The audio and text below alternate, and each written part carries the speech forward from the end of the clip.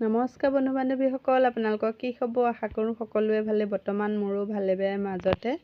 আজি মই বুট ভাজিলোঁ আৰু বুট ভাজিলোঁ মানে চাওকচোন, এয়া বৰষুণ দি আছে। আমাৰ আগফালে পূৰা বানপানী হৈ যোৱাগতে হৈ গৈছে আৰু বৰষুণ দিয়া বতৰত কিন্তু খুব জ্বলা কিবা এটা খাব মন যায় হেনে।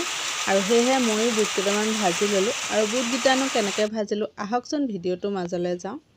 মই প্ৰথমতে বুট কেইটামান তিয়াই থলোঁ আৰু বুটকেইটা এতিয়া ধুই টুকি ল'লোঁ। আৰু এইফালে পিঁয়াজ দুটা কাটি ল'লোঁ, জলকীয়া কেইটামান কাটি ল'লোঁ, লগতে আদা নহৰু অকণো পিচি ল'লোঁ। এইফালে কেৰাহীখনত তেল অলপ দি দিলোঁ আৰু তেলতে পিঁয়াজকণো দি দিছোঁ। দি মই অকণমান লৰাই দিছোঁ আৰু ইয়াতে এতিয়া জলকীয়াকেইটাও দি দিছোঁ। দি মই আদা নহৰুকণো দি দিম, দি অকণমান লৰাই দিম। আদা নহৰু জলকীয়া পিঁয়াজ কেঁচা ভাৱটো যোৱালৈকে মই ভাজি লৈছোঁ। ইয়াতে জালুক মছলা পিচি লোৱা অকণমান দি দিলোঁ, দি মই আকৌ অকণমান লৰাই দিলোঁ।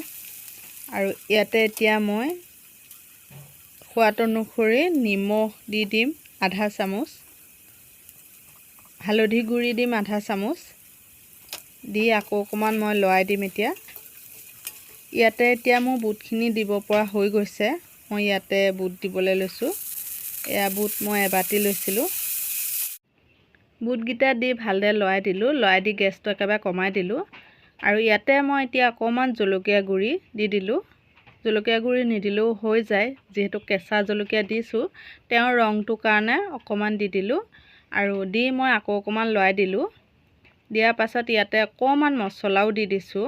মছলা মই বৰ বেছি ব্যৱহাৰ নকৰোঁ, একেবাৰে কম মছলা দি যিকোনো বস্তুটো বনাওঁ আৰু বেছি মছলা খোৱাটোও ভাল নহয়। এতিয়া মই 5 মিনিটৰ কাৰণে ঢাকনখন মাৰি দিলোঁ আৰু 5 মিনিটৰ পাছত আকৌ ঢাকনখন খুলি ল'লোঁ।